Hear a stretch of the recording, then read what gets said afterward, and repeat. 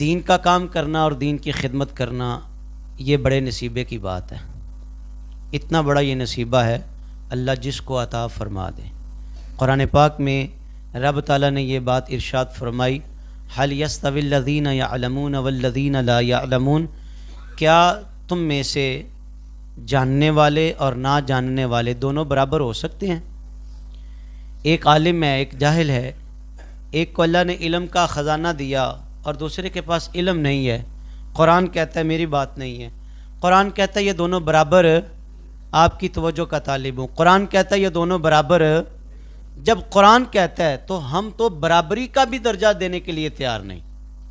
قرآن کہتا ہے یہ دونوں برابر نہیں ہیں اور ہم برابری کا درجہ دینے کے لیے بھی تیار، الا ماشاءاللہ علماء کی قدر کریں۔ دین کا جو علم ہے اللہ خوش نصیبوں کو عطا فرماتا ہے۔ دولت تو اللہ نے قارون کو بھی دی تھی، شداد کے پاس بھی تھی، نمرود بھی بہت بڑا بادشاہ تھا، فرعون بھی بہت بڑا بادشاہ تھا، لیکن علم دین کی دولت اللہ کسی کسی کو عطا فرماتا ہے۔ میرے نبی پاک علیہ السلام نے فرمایا اللہ جس سے بھلائی کا ارادہ فرماتا ہے، اللہ جس کے ساتھ بھلائی کا ارادہ فرماتا ہے اللہ اسے دین کا فہم عطا فرماتا ہے۔ یعنی سمجھ لیں، سادہ سی بات سمجھ لیں کہ جس کو اللہ علم دین کی دولت سے مالا مال کرے اللہ نے اس کے ساتھ بھلائی فرمائی ہے، اللہ نے اس کے ساتھ بھلائی فرمائی۔ اور حضور نبی رحمت صلی اللہ علیہ وسلم کا فرمانے علی شان ہے، حضور فرماتے سن لو، عابد پر عالم کی فضیلت یہ ہے، عابد وہ ہے جو عبادت کرنے والا، بڑی عبادت کرنے والا، صبح بھی عبادت، شام بھی عبادت، دن بھی عبادت، تہجد گزار، شراق پڑھنے والا، چاشت پڑھنے والا، اوابین پڑھنے والا۔ عابد پر عالم کی فضیلت اس طرح ہے، حضور فرماتے جس طرح میری فضیلت ایک ادنا آدمی پر ہے۔ عالم کی عابد پر ایک طرف عبادت گزار ہے اور ایک طرف قال قال رسول اللہ کے نغمے آلاپنے والا، لوگوں کو دین کی دعوت دینے والا، لوگوں کو تبلیغ کرنے والا، لوگوں کو راہ راست کا پیغام دینے والا، ایک طرف وہ بندہ ہے۔ اور ایک اور روایت کے لفظ ہیں، حضور فرماتے عالم کے قلم کی سیاہی شہید کے خون سے بھی زیادہ قیمتی ہے، عالم کے قلم کی سیاہی۔ اور حضور نبی پاک علیہ الصلوۃ والسلام نے فرمایا عالم کے لیے اللہ کی مخلوق یہاں تک کہ چونٹیاں اپنی بلوں میں، مچھلیاں پانی میں، اللہ سے اس کے لیے دعائے مغفرت کرتی رہتی ہیں، استغفار کی دعا کرتی رہتی ہیں۔ علموا اولادکم ثلاث خصال حب نبیکم و اہل بیتہ و تلاوت القرآن، علم سکھاؤ۔ اس کا رد نہیں ہے، انکار نہیں ہے کہ تم اپنے بچوں کو ڈاکٹر بناؤ، انکار نہیں ہے کہ انجینئر بناؤ، انکار نہیں ہے، بالکل تم عصری تعلیم سے مالا مال کرو، اپنی اولاد کو سکھاؤ، سارا کچھ سکھاؤ۔ زمانے کے ساتھ چلنا یہ مجبوری بن چکا ہے۔ اور ہاں سن لیں، آج بھی انگریز کے کتب خانے کھنگال کے دیکھیں، مسلمانوں کی وہاں محنت تمہیں نظر آئے گی، وہاں تمہیں محنت نظر آئے گی، مسلمانوں کا علمی خزانہ بہت بڑا ان کے کتب خانوں میں تمہیں ملے گا۔ انکار نہیں ہے عصری تعلیم سے، لیکن میں کہتا ہوں جہاں عصری تعلیم دلواتے ہو وہاں اتنی تعلیم تو کم از کم اولاد کو دلواؤ نا، انہیں قرآن و حدیث کا پتہ ہو، انہیں پتہ ہو کہ باپ جب دنیا سے جائے تو میں نے جنازہ بھی اس قابل ہو، اولاد اللہ کرے اس قابل ہو کہ وہ خود اپنے باپ کا جنازہ پڑھائے۔ ایک بہت بڑا ڈاکٹر تھا، بڑے ملک سے پڑھ کے آیا اور باپ اس کا فوت ہو گیا، جنازے کے لیے جب کھڑا ہوا تو اس نے جیب سے رومال نکالا اور سجدہ گاہ جہاں پہ سجدہ کرنا ہوتا ہے وہاں پہ اس نے رکھ دیا۔ تو کسی نے پوچھا بھائی تم نے رومال یہاں کیوں رکھا ہے، اس کی کیا وجہ ہے؟ تو اس نے کہا بھائی سجدہ جو کرنا ہے، بتائیں ذرا نماز جنازہ میں سجدہ آتا ہے؟ پوچھا بولو۔ اگر اس کو اتنا فہم ہوتا، اتنی تعلیم ہوتی، ڈاکٹری کی ڈگری تو اس نے حاصل کر لی، لیکن دین کا فہم اتنا حاصل نہ کر سکا، دین کی تعلیم اتنی نہ لے سکا کہ اسے اتنا بھی نہیں پتا تھا کہ نماز جنازہ میں سجدہ۔ اچھا، دین کا جو علم حاصل کرنے والے لوگ ہیں نا، انہوں نے بڑی مشکلات کا سامنا کیا، ان سے محبت کریں، محبت کریں۔ حضور فرماتے 3 چیزیں سکھاؤ اپنی اولاد کو، قرآن کا علم، نبی کی محبت اور نبی کی آل کی محبت۔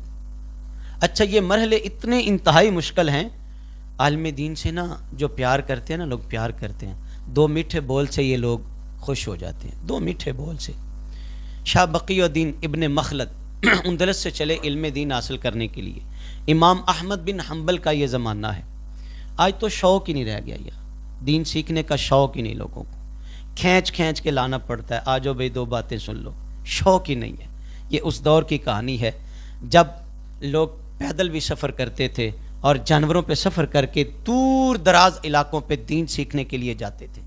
آج مجبوری یہ ہے، ہر بندہ عالم اور مفتی بنا بیٹھا ہے، وہ کہتا ہے مجھے کسی اور کے پاس جانے کی ضرورت نہیں ہے، مجھ سے بڑا بھی کوئی عالم ہے، مجھ سے بڑا بھی کوئی مفتی ہے۔ سنیں ان لوگوں کی باتیں سنیں جنہوں نے دین سیکھنے کے لیے پتے کھا کے گزارا کیا، جنہوں نے دور دراز کے سفر اور دور دراز کے کٹھن مراحل بھی جنہوں نے برداشت کیے۔ شاہ بقی الدین چلے، راستے میں دریا تھا، کشتی کا سفر تھا، کشتی میں بیٹھے تو طوفان آ گیا، طوفان نے گھیر لیا اور کشتی کو ایک جزیرے کی طرف دھکیل دیا۔ کچھ لوگ اس طوفان کی زد میں آ کر انتقال بھی کر گئے۔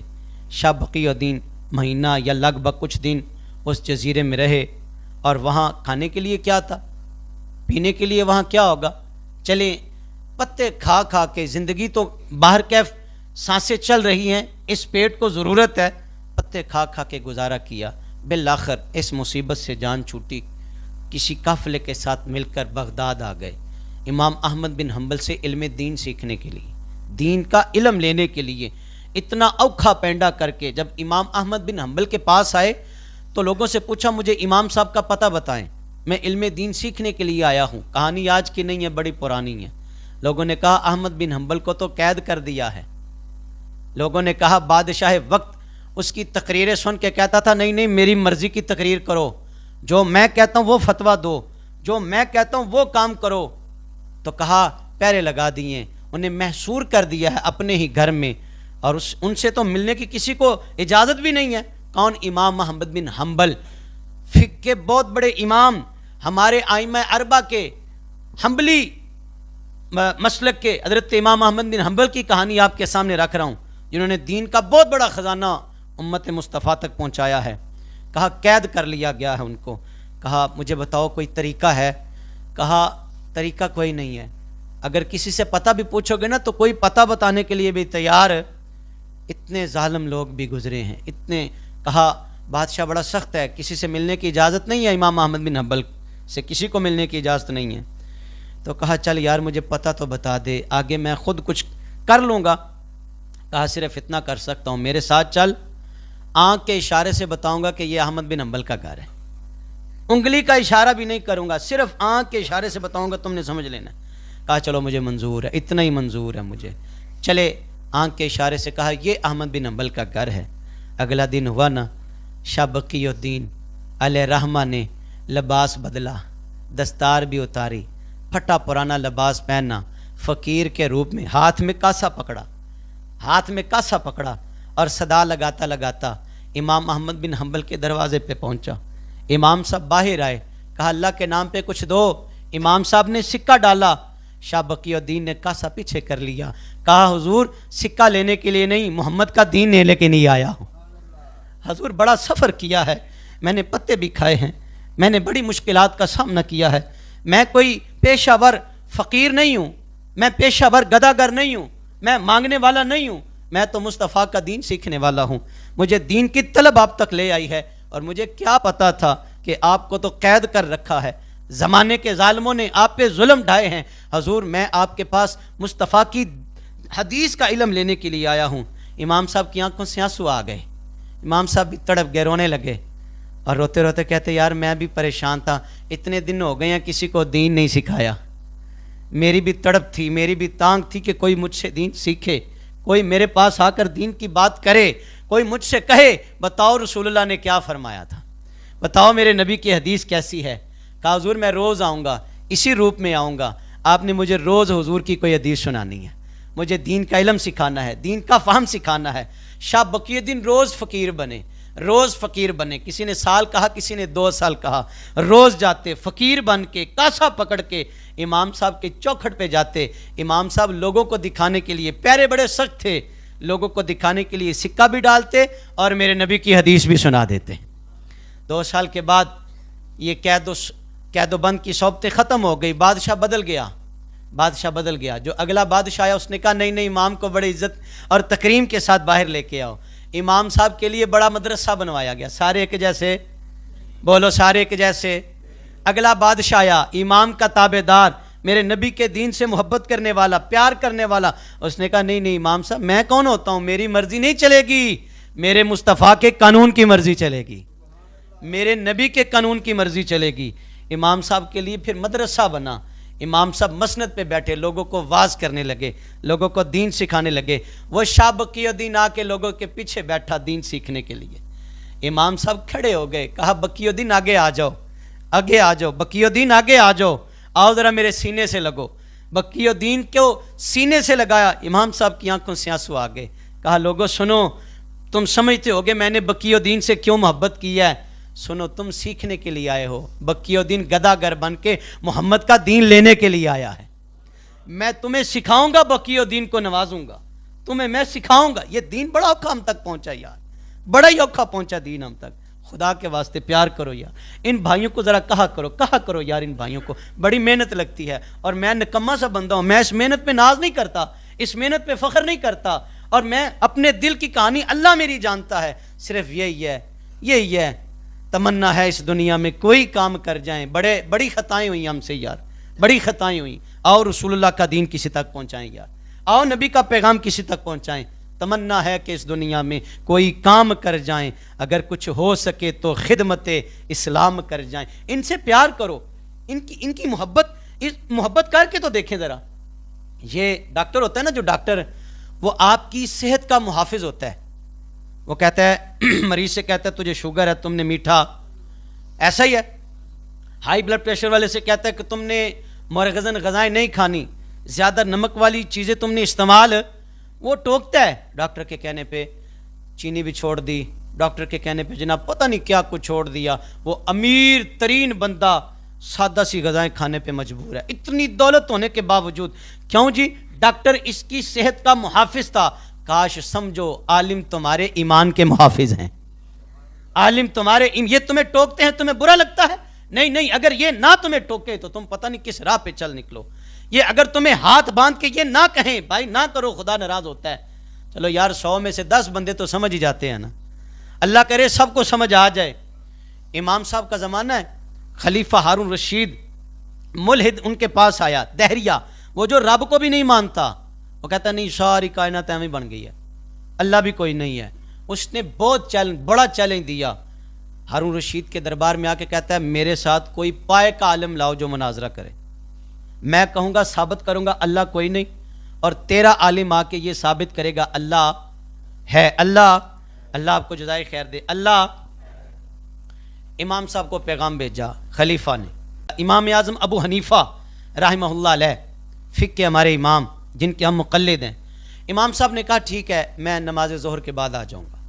دربار سج گیا، لوگ جمع ہو گئے، مناظرے کے لیے تیاریاں تھیں. اللہ اکبر. امام صاحب ذرا تاخیر سے پہنچے، تھوڑا سا نا جو وقت دیا تھا اس وقت سے تھوڑا سا لیٹ پہنچے. وہ نہ چیخے مارنے لگا، وہ جو ملحد تھا. اس نے کہا دیکھو جی آپ کا عالم تو بھاگ گیا ہے. بڑی باتیں آتی ہیں یار لوگوں کو، دور بیٹھ کے باتیں کرنا بڑا سوکھا، لیکن یہ ہے اللہ کو ناراض کرنے والا کام، بڑا سوکھا. لیکن یہاں بیٹھ کے لوگوں کو بات کرنا بڑا مشکل ہے.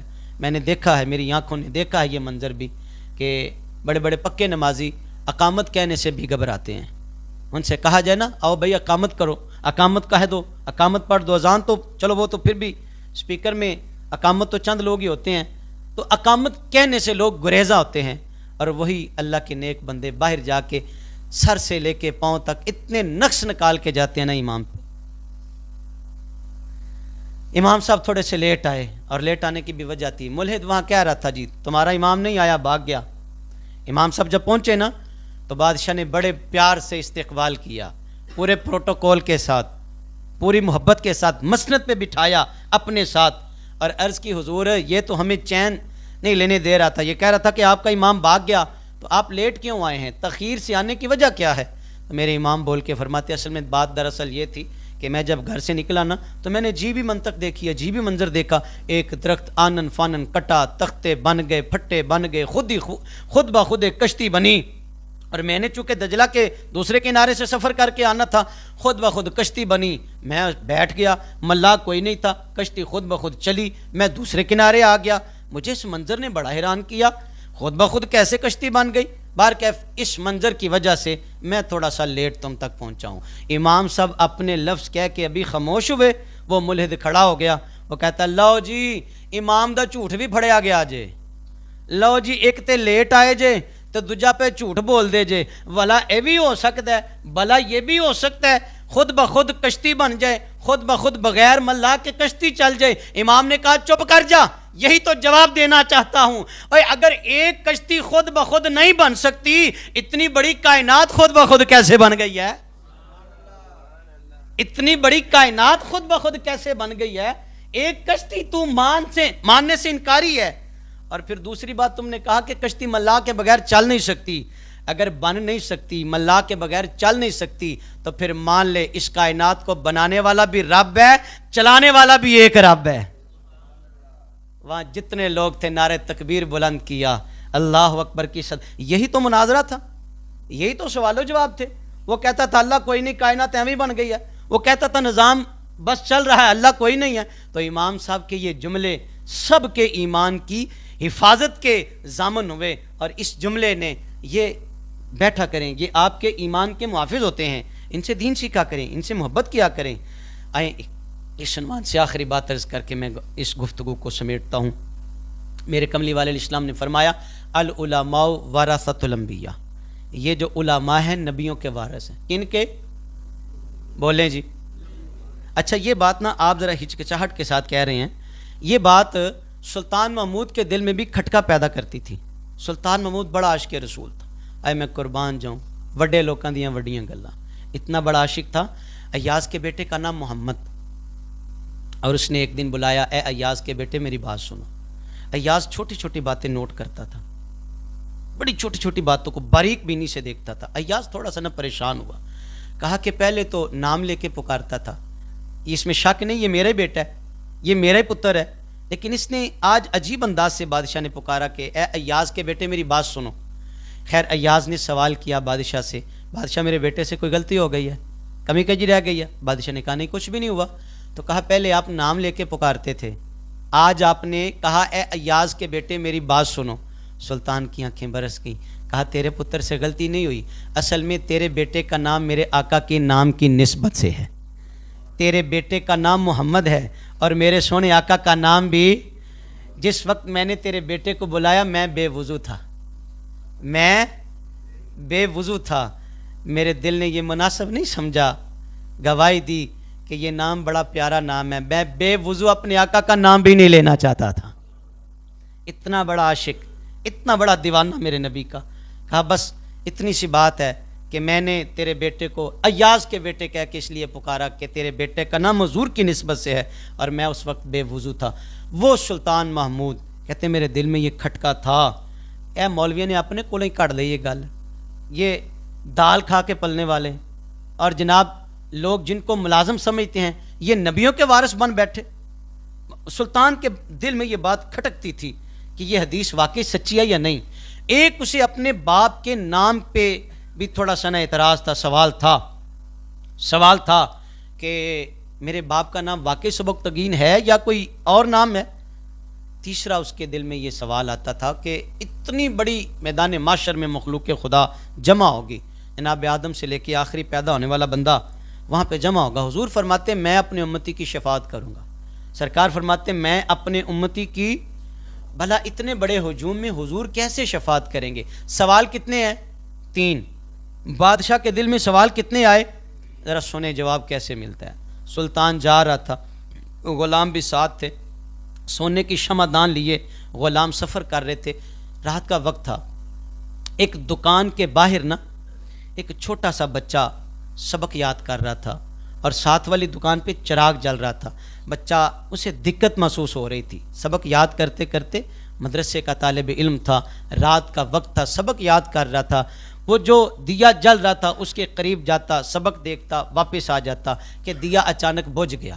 بچہ پریشان ہوا، سلطان وہاں رک گیا، قدم بھی رک گئے، قافلہ بھی رک گیا۔ سلطان بچے کے پاس جاتا ہے، کہا بیٹا تمہیں کوئی حاجت ہو؟ کہا حضور میں نہیں جانتا آپ کون ہیں، بس میں حضور کے دین کا طالب علم ہوں، میں حضور کے دین کا۔ اور سنیں نبی پاک نے فرمایا جب بچہ علم دین سیکھنے کے لیے گھر سے نکلتا ہے، ابھی گھر سے نکلا، اللہ کے فرشتے اس کے قدموں کے نیچے پر بچھاتے ہیں. تو جس کے سینے میں قرآن کا علم آئے، جس کے سینے میں حدیث کا علم آئے، ابھی بچہ طالب علم ہے، یہ اس منزل کا راہی بنا ہے کہ فرشتے اس کے پیروں کے نیچے اپنے پر بچھاتے ہیں. اللہ اکبر. یہی وہ بچہ طالب علم تھا. سلطان میرے پاس شمعدان نہیں ہے اس لیے مجھے تھوڑی سی پریشانی. سلطان نے وہ سونے کا شمعدان دیا، سونے کا شمعدان. کہا پتر تو میرے نبی کا دین سیکھنے کے لیے اب پریشانی کی ضرورت نہیں ہے، میں تیرا خادم ہوں، اور بھی کسی چیز کی ضرورت ہو تو بتانا، اور بھی کوئی حاجت ہو تو بتانا. ہم چینا چپٹی میں لگے ہوئے ہیں، اور کوشش کرو دین کا کام کرنے والوں کے ساتھ کچھ نہ کچھ جڑ کے، کچھ نہ کچھ ان کے ساتھ شامل ہو کے اپنے حصے کا بھی کام کر جاؤ، اپنے حصے کا بھی کام کر جاؤ. سلطان نے دیا شمعدان سونے کا دے کے کہا اور بھی کسی چیز کی حاجت ہوئی تو بتانا. رات کو جب گھر پہنچا نا تو چارپائی پہ لیٹا، بخت جاگے، مدینے کے تاجدار نے جلوہ کروا دیا. رسول پاک نے اپنا خواب میں دیدار عطا فرمایا. سفنے دے وچ ماہی ملیا تے میں گل وچ پا لیاں جے باواں تے ڈر دی ماری اکھ نہ کھولاں متے پھر وچھڑ نہ جاواں. سلطان خوش تھا. سلطان یار اس سے بڑی خوشی کیا ہے جسے حضور کا مکھڑا دیکھنا نصیب ہو جائے، اس سے بڑی سعادت مندی کیا ہے. حضور فرماتے سن لو شیطان میرا روپ نہیں دار سکتا، جس نے خواب میں مجھے دیکھا اس نے مجھے ہی دیکھا ہے، در حقیقت اس نے مجھے ہی دیکھا ہے. آقا کریم علیہ السلام نے فرمایا اے سبکتگین کے بیٹے، باریک بات ہے ذرا سمجھ کے جانا، باریک بات ہے. سلطان بڑا خوش تھا، یا رسول اللہ مہربانی کیا، آپ نے کرم نوازی فرمائی، اپنا جلوہ دکھایا. فرمایا اے سبکتگین کے بیٹے، تو نے میرے دین کے وارث کی مدد کی ہے، میں قیامت والے دن تیری شفاعت کروں گا. ایک ہی لائن میں میرے نبی نے تینوں سوالوں کا جواب دے دیا. وہ جو 3 سوال کھٹکتے تھے سلطان کے ذہن میں، دل و دماغ میں، کہ میرے بیٹے میرے باپ کا نام واقعی سبکتگین ہے، یہ علماء واقعی دین کے وارث ہیں، اور کیا واقعی حضور قیامت والے دن شفاعت کریں گے. سلطان نے ایک طالب علم کی مدد کی، اس کے عوض حضور نے تینوں سوالوں کا جواب بھی دے دیا اور مصطفیٰ نے اپنا دیدار بھی عطا کر دیا. آئیں یہ زیادہ طویل ٹاپک ہے لیکن میں انہی پہ اکتفا کرتا ہوں اور اللہ سے دعا کرتا ہوں اللہ ہمیں دین سے محبت نصیب فرمائے، دین کا کام خود بھی کریں اور جو دین کا کام کر رہے ہیں ان کے شانہ بشانہ کھڑے بھی ہوں. اللہ ہمیں عمل کی توفیق عطا فرمائے.